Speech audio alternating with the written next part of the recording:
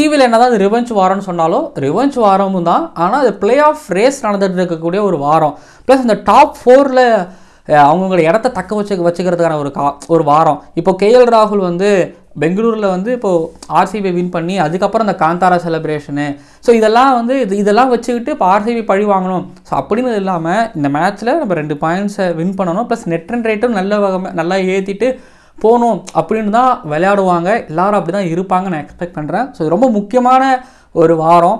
Almost இந்த வாரத்திலே உங்களுக்கே தெரியுமா தெரியலான்னு தெரியல, எல்லோரும் 7 மேட்ச் முடிச்சுட்டு 7 மேட்ச்லேயும் வந்து பார்த்திங்க அப்படின்னா அப்படியே அடுத்தடுத்து ஒரு மேட்ச் எல்லோரும் விளையாடுறாங்க. பாயிண்ட்ஸ் டேபிளில் இந்த நம்பர் 4ல் யாருன்னு அப்படியே பெருசாக செட்டில் ஆன மாதிரி தெரியல. ஒரு 2 டீம் 3 டீம் மட்டும் செட்டில் ஆகிறாங்க. மற்ற டீம்லாம் 6க்கு போகிறாங்க, திடீர்னு 4க்கு வராங்க, 5க்கு வராங்க அப்படிங்கிற மாதிரி இருந்துக்கிட்டு இருக்கு.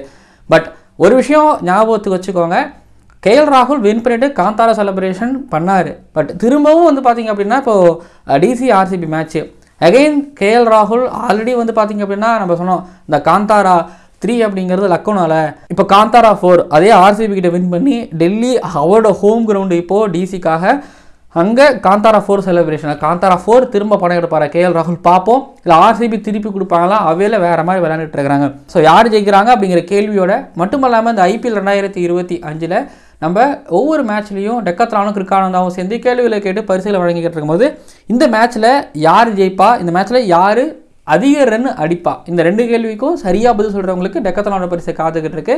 ஸோ நம்ம ப்ரிவியூவில் போகலாம். ஓவருக்கு 6 பால் தான், ஆனால் நோ பால் போட்டால் 7 பால் போடு. ஐபிஎல் பப்பியா ஜெயலலிதா லேடிஸ் அண்ட் ஜென்டில்மேன், இந்த ஐபிஎல் 2025 டிராகனில் டெல்லி ஃபெரோஷா கோட்லா அருண்ஜேட்லி ஸ்டேடியமில் நடக்கக்கூடிய Delhi capitals versus royal challengers Bengaluru மேட்சோட pre analysis and fantasy prediction பார்க்க வந்துருக்கிறீங்க.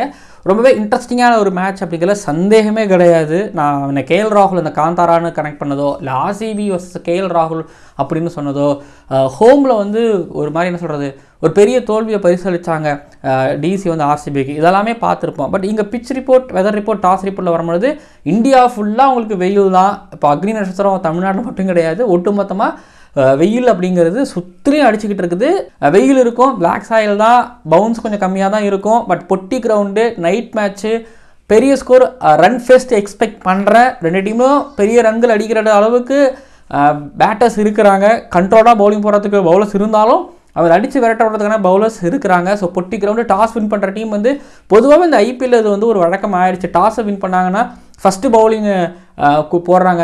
ஏன்னா டிசி, பஞ்சாப் கிங்ஸ் சில டீம்ஸ்லாம் வந்து பார்த்தீங்கன்னா அவங்க ஃபஸ்ட் பேட்டிங் பண்ணாங்கன்னா ஒரு பெரிய ஸ்கோர் அடித்து டார்கெட் செட் பண்ணி அந்த ஆப்போனண்ட்டை கொடுத்து ஆப்போனண்ட்டை காலி பண்ணுறது மாதிரி ஒரு பிளான் இருக்கலாம். ஆனால் விக்கெட் வந்து டோட்டலாக அப்படி இல்லையே. ஃபஸ்ட் இன்னிங்ஸோட செகண்ட் இன்னிங்ஸில் ஒரு மாதிரி பெட்டராக இருக்குது. விக்கெட் கொஞ்சம் செட்டில்ட் ஆகி வருது.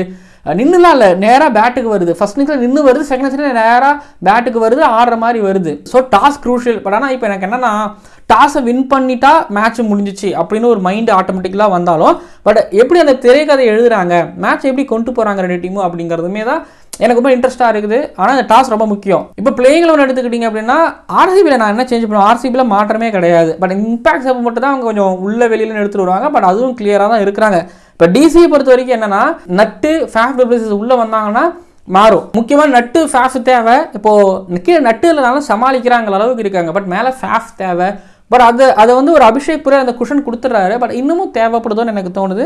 அவங்க பிளேயிங் லெவலில் எனக்கு ரொம்ப ரொம்ப மாற்றம் வந்து இதெல்லாம் எனக்கு பெருசாக அஃபெக்ட் ஆகிற மாதிரி எனக்கு தெரில. இப்போ பேட்டில் நேருக்கு நேரம் எடுத்துக்கிட்டிங்க அப்படின்னா இப்போது நான் முன்னாடியே சொல்லிட்டேன்னு சொல்லலாம். என்னன்னா 2 டீம்லேயுமே வந்து பெருசாக ரன் அடிக்கிறவங்க 220 செட் பண்ணுறதுக்கான பேட்டர்ஸ் இருக்கிறாங்க. பட் இந்த ஐபிஎல்ல நீங்கள் ஒன்று தெரிஞ்சுக்கணும், சலைவா எச்சு பயன்படுத்துகிறாங்களா, பால் ஷைனை ஒரு பக்கம் நல்லா வச்சுக்கிறாங்களா, அது ஒன்று. ரிவர்ஸ் ஸ்விங் ஆகுது. இப்போ ஸ்டார்க் நல்லா ரிவர்ஸ் ஸ்விங் பண்ணுவார், முகேஷ் குமார் நல்லா ரிவர்ஸ் ஸ்விங் பண்ணுவார், இந்த பக்கம் ஜோஷ் ஹேஷ்வர்ட் ரிவர்ஸ் ஸ்விங் நல்லா பண்ணுறாரு. அதே போல் புவனேஸ்வர் குமார் கொஞ்சம் ரிவர்ஸ் ஸ்விங் பண்ணுவார்னு நான் நினைக்கிறேன். ஸோ இது ரிவர்ஸ் ஸ்விங் பண்ண முடியுது. அப்புறம் பேட்டோட வெயிட்டையும் கொஞ்சம் ஒரு மாதிரி கம்மி பண்ணிட்டாங்க. அப்படிங்கிறதுனால வந்து பார்த்தீங்கன்னா எப்படி சொல்கிறதுனா ரன் அடிக்கிறதுக்கான எல்லா விஷயத்தையும் முடிஞ்ச அளவுக்கு கட் பண்ணிட்டு வந்துகிட்டு இருக்கிறாங்க. டாஸ் ஃபேக்டரும் ஒன்று இருந்துகிட்டு இருக்குது. ஸோ இதெல்லாம் தாண்டி எவ்வளோ ரன் அடிக்க போகிறாங்க அப்படின்னா 230 240 இருக்குது. பட் இப்போ 200 அடித்தாலே நல்ல ஸ்கோருங்கிற மாதிரி கண்ணுக்கு படுதுங்கும் போது இப்போ ஆர்சிபி என்ன தான் ஹோமில் வின் பண்ணிட்டு வந்தாலும் அவையில் வின் பண்ணிட்டு வந்தாலும் எனக்கு வந்து ரஜத் பட்டிதார் விளையாண்டு ரொம்ப நாள் ஆன மாதிரி தோணுது. நல்லா பேட்டிங் பண்ணி ரொம்ப நாள் ஆன மாதிரி எனக்கு தோணுது. இன்னும் அந்த லீம் லிங்ஸ்டன் போனதுக்கப்புறமா அந்த இடத்துல ஒரு பெருமை இருக்கிற மாதிரி எனக்கு பர்டிகுலராக எனக்கு தோணுது. சால்ட்டு கொஞ்சம் சரியாக ரன் அடிச்சு ரொம்ப நாள் ஆகிற மாதிரி தோணுது. மிடில் ஆர்டர் விடுங்க, எனக்கு சால்ட்டு ரஜத் பட்டிதார் கல்பிரிட் மாதிரி எனக்கு தோணுது. சரியாக பண்ணி ஆகணும். இங்கே ரொம்ப முக்கியமான விஷயம் என்னன்னா ஸ்பின்னு தான். இப்போ குல்தீப் யாதவ், அக்ஷர் பட்டேல், விப்ராஜ் வர்சஸ் ஆர்சிபியோட பேட்டிங் தான். சால்ட்டு வர்சஸ் ஸ்டார்க்கு வர்சஸ் கீழே Jitesh Sharma, grill Pandya, Romario shepherd. So மேலே ஸ்டார்க்கை ஆல்ரெடி சால்ட் வந்து கவுண்டர் பண்ணார் சின்ன சுவாமியில். பட் அந்த மாதிரியான கவுண்டர் அட்டாக் இங்கே தேவைப்படுதுன்னா இங்கே தேவ்தத் படிக்கல் ஸ்பின்னையும் ஃபாஸ்ட் பவுலிங்கையும் மாணவரையும் சூப்பராக ஆடிட்டு இருக்காரு. விராட் கோலி ஆடினாலும் பட் இங்கே ஸ்ட்ரைக் ரேட் அப்படிங்கிற ஒரு விஷயம் ஒரு இல்லை, அதாவது நான் எப்படி சொல்கிறேன்னா ஒருத்தவர் ஆங்கர் இன்னிங்ஸ் ஆடுறாரு, இன்னொருத்தவர் அட்டாக் பண்ணிட்டு போகிறாரு. ஸோ அப்படி பார்க்கும்போது எனக்கு தேவ்தத் படிக்கல் அந்த ரோலை சரியாக பண்ணுறாரு, கோலி இந்த ரோலை சரியாக பண்ணுறாரு. இப்போ தேவ்தத் படிக்கல் ஒரு பக்கம் அப்படின்னா இப்போ தேவ்தத் படிக்கல் வந்து ஒரு 50 ரன் 60 ரன் அவர் ஆடுற கேமுக்கு அந்த 50 ரன் 60 ரன் 100 ரன் வந்துச்சுன்னா அது வேறு மாதிரி பிச்சுன்னு அர்த்தம். 50 ரன் வந்துச்சுன்னா அவுட் ஆகிட்டு போகிறாருன்னா இப்போ ரஜத் படிடார் வந்து இப்போ ஸ்பின்னர் நல்லா ஆடணும், பட் ரஜத் படிடார் வந்து அவுட் ஆகிட்டு போகிறாரு. ஸோ விப்ராஜ் ஆல்ரெடி சிஎஸ்கே அகேன்ஸ்டாக நல்லா பண்ணார், குல்தீப் யாதவும் வந்து நல்லா போட்டுட்டு போனார். ஸோ இப்போ அந்த அக்ஷர் பட்டேலும் எனக்கு தெரில எப்படி கொண்டு வருவாங்கன்னு எனக்கு தெரில. பட் எப்படி பாருங்க, ஒரு 12 ஓவரில் 10 ஓவர் ஸ்பின்னர்ஸ் போடுவாங்க. 10 ஓவரில் 60 ரன் 60 பாலில் 60 ரன் கிடையாது 90 ரன்னு ஸ்பின்னர்ஸை டேமேஜ் பண்ணணும். பட் டெத் ஓவரில் வரும்பொழுது ஜிதேஷ் சர்மா எப்படி ட்ரெண்ட் பவுல்ட்டை கவுண்டர் பண்ணாரோ அதே மாதிரி ஸ்டார்க்கை கவுண்டர் பண்ண முடியுமா கேள்விகள் இருக்குது. பட் எனக்கு தெரிஞ்ச கேமுங்கிறது ஸ்பின்னு தான். இப்போ நீங்கள் ஆர்சிபியோட பிளான் எடுத்துக்கிட்டீங்க அப்படின்னா புவனேஸ்வர் குமார் போன மேட்ச்சில் அடி விழுந்துச்சு, எல்லாம் ஓகே, டெத் ஓவர் அடி விழுந்துச்சு. பட் கன்சிஸ்டண்டாக ஜோஷ் ஹாசல்வுட்டை விட புவனேஸ்வர் குமார் டெத் ஓவரில் நன்றாக போட்டுக் கொண்டிருக்கின்றார். ஒரு மேட்ச் இல்லை 2-3 match okay Josh Hazlewood, but கன்சிஸ்டண்டாக எனக்கு புவனேஸ்வர் குமார் டெத் ஓவர் நல்லா பண்ணிட்டு இருக்கிறாரு. இப்போ நீங்கள் டிசியோட பேட்டிங் லைன் எடுத்து பார்த்தீங்கன்னா உங்களுக்கு அபிஷேக் புரேல் ஒரு டீசென்ட் ஸ்டார்ட் கொடுக்குறாரு. கருண் நாயர்கிட்ட இருந்து அந்த மும்பை இந்தியன்ஸ் இன்னிங்ஸ்க்கு அப்புறம் அவர்கிட்ட எதுவும் வரல. அப்புறம் கேஎல் ராகுல் வரலன்னா எனக்கு அந்த இன்னிங்ஸ் மாதிரி வரல, எனக்கு ஓப்பனிங் வந்து அந்தளவுக்கு இம்ப்ரெசிவாக இல்லை. ஆனால் அபிஷேக் புரேல் கவனமாக ஆடுறாரு. கேஎல் ராகுல் கிட்ட இருந்து வந்து பார்த்தீங்க அப்படின்னா அவர் தான் அப்படிங்கிற மாதிரி அவர் ஆடிட்டு இருக்காரு. அக்ஷர் பட்டேல்லேருந்து ஒரு 30 ரன்னு அந்த எப்படி சொல்கிறது கேப்டன்சி, பவுலிங்கு, பேட்டிங்கு இது எல்லாமே அக்ஷர் பட்டேல்லேருந்து. இப்போ ஸ்டப்ஸ் கிட்ட இருந்து ஒரு 30 ரன் வருது, அசுதோஷ் கிட்ட இருந்தும் அந்த வர வேண்டிய ரன் வருது, விப்ராஜ் கிட்ட இருந்தும் எனக்கு டவுட்டு தான். ஸோ இவங்களோட பேட்டிங் அட்டாக் எனக்கு வந்து அவ்வளோ கம்ஃபர்டபுளாக இருக்கிற மாதிரிலாம் எனக்கு கிடையாது. ஆனால் எப்படியோ அவங்க பவுலர்ஸ் வின் பண்ணி கொடுக்குறாங்க, இல்லை ஓரளவு ஒரு ரன் இவங்களால அடிக்கவும் முடியுது. இப்போ நீங்கள் ஆர்சிபியோட பவுலிங் பார்த்துருப்பீங்க, கட்டுக்கோப்பாக போடுறாங்க. குருல் பாண்டியா மிடில் ஓவர், சுயேஷ் சர்மாவோட மிடில் ஓவர், இப்போ கேஎல் ராகுல், அக்ஷர் பட்டேல், ஸ்டப்ஸ் இவங்களாம் ஸ்பின்னர் நல்லா ஆடுவாங்க. இப்போ குருல் பாண்டியா யாருனாலும் வந்தால் விக்கெட் எடுத்து கொடுக்குறாரு, சுயேஷ் சர்மா வந்தால் கண்டெயின் பண்ணி கொடுத்துட்டு போயிட்டே இருக்கிறாரு. 2 ஓவர் தேவைப்படும் போது இங்கே ரொமாரியோ ஷெப்பர்ட் போட்டு கொடுக்குறாரு. ஜோஷ் ஹாசல்வுட் நியூ பால் டெத் ஓவரில் வேற மாதிரி போட்டுருக்கிறாரு. ஸோ எப்படி பார்த்தாலும் இந்த பேட்டிங் ஆர்டரில் ஒரு நம்பிக்கை இருக்குது. ஸோ அப்படின்னா நான் கேஎல் ராகுல், அக்ஷர் பட்டேல் சொல்லுவேன். அபிஷேக் புரேல்லேருந்து 50 வரும், பட் அது குயிக்காக வருமாங்கிறது தான் ஒரு கேள்வியாகவே இருக்குது. Stubbs versus spinners, Stubbs versus Josh Hazlewood, Bhuvneshwar Kumar அதை எப்படி இருக்க போகுதுன்னு பொறுத்திருந்து பார்க்கலாம். பட் எனக்கு டிசியும் சரி, நீங்கள் பஞ்சாப் கிங்ஸும் சரி, இந்த பேட்டிங் அட்டாக் பற்றி நீங்கள் பேசும்போது இல்லைங்க எனக்கு அந்தளவுக்கு ஒரு நம்பிக்கை இல்லை அப்படின்னு தான் நான் சொல்லுவேன். ஏன்னா எனக்கு அவங்ககிட்ட இருந்து ஒரு கன்சிஸ்டண்ட்டான ஒரு பெரிய ரன்கள் ஒரு 100, 70 அப்படின்லாம் பார்க்க முடியல. பட் மேட்சுக்கு ஏற்ற மாதிரி அடிக்கிறாங்க அப்படிங்கிறதும் இருக்குது. ப்ளஸ் டாஸும் வின் பண்ணி அதுக்கேற்ற மாதிரியும் அவங்க பிளான் எக்ஸிக்யூட் பண்ணுறாங்கிறது இருக்குது. பட் என்னை பொறுத்த வரைக்கும் இந்த மேட்ச்சில் ஆர்சிபி 52% ஜெயிக்கிறதுக்கான சான்ஸ் இருக்குது. அண்ட் டெல்லி கேபிட்டல் ஹோமில் 48% ஜெயிக்கிறதுக்கான சான்ஸ் இருக்குதா நான் பார்க்குறேன். ஸோ இது என்னோட வின்னிங் பர்சன்டேஜ். ஆர்சிபி ஜெயிப்பாங்க அப்படின்னு நான் நினைக்கிறேன். 2 பாயிண்ட்ஸ் அவங்களுக்கு கிடைக்கும்.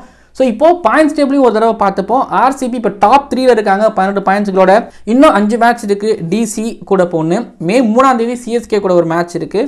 அப்புறம் எல்எஸ்ஜியும் பிளே ஆஃப் போகிறதுக்கு அந்த ரேஸில் இருக்கிறாங்க. இப்போது சிஎஸ்கே கூட எல்எஸ்ஜி, எஸ்ஆர்ஹெச், கேகேஆர் கூட இருக்கிறாங்க. கேகேஆர் இந்த பிளே ஆஃப் ரேஸில் வரல, ஆனால் ஆர்சிபிக்கு ஷெடியூல் நன்றாக இருக்கிறது, பிளே ஆஃப்க்கு போகிறதுக்கான பிரகாச வாய்ப்பு இருக்கிறது. இப்போ டிசிக்கு எடுத்துக்கிட்டிங்க அப்படின்னா டாப் 2ல இருக்கிறாங்க 12 பாயிண்ட்ஸு. ஆர்சிபிக்கு ஒரு மேட்ச்சு, கேகேஆர் கூட ஒரு மேட்ச்சு, எஸ்ஆர்ஹெச் கூட ஒரு match, Punjab Kings, GT, MI இந்த 3 டீமும் பிளே ஆஃப்க்கு போகிறதுக்கு சண்டை போட்டுருக்கிற ஒரு டீம். அப்படி என்பதனால ஸோ பிளே ஆஃப் அப்படிங்கிறது வந்து இவங்களுக்கு பிளே ஆஃப் இல்லை ப்ரீ குவார்டர் ஃபைனல் மாதிரி அவங்க இங்கேயே ஆட போகிறாங்க.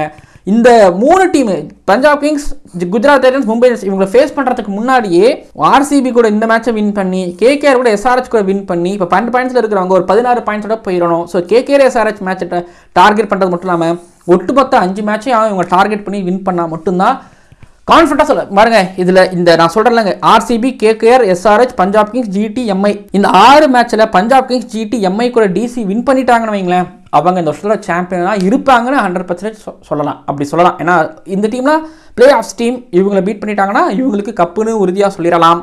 ஸோ இதுதான் வந்து பார்த்தீங்க அப்படின்னா என்னோட ப்ரிவ்யூ. அடுத்ததான் ஃபேண்டசி 11 பொசிஷனை பொறுத்த வரைக்கும் நான் ஆல்ரவுண்டரில் அக்ஷர் பட்டேல், குனூல் பாண்டியா, விப்ராஜ் பிக் பண்ணுறேன். விப்ராஜ் கிட்ட இருந்து எனக்கு பவுலிங் பர்ஃபார்மன்ஸ் எக்ஸ்பெக்ட் பண்ணுறேன். எனக்கு இந்த எப்படி லெஃப்ட் ஹேண்டர்லாம் மேலே வராங்கங்கிறதுனால தெரியல, யோசிக்கிறேன்.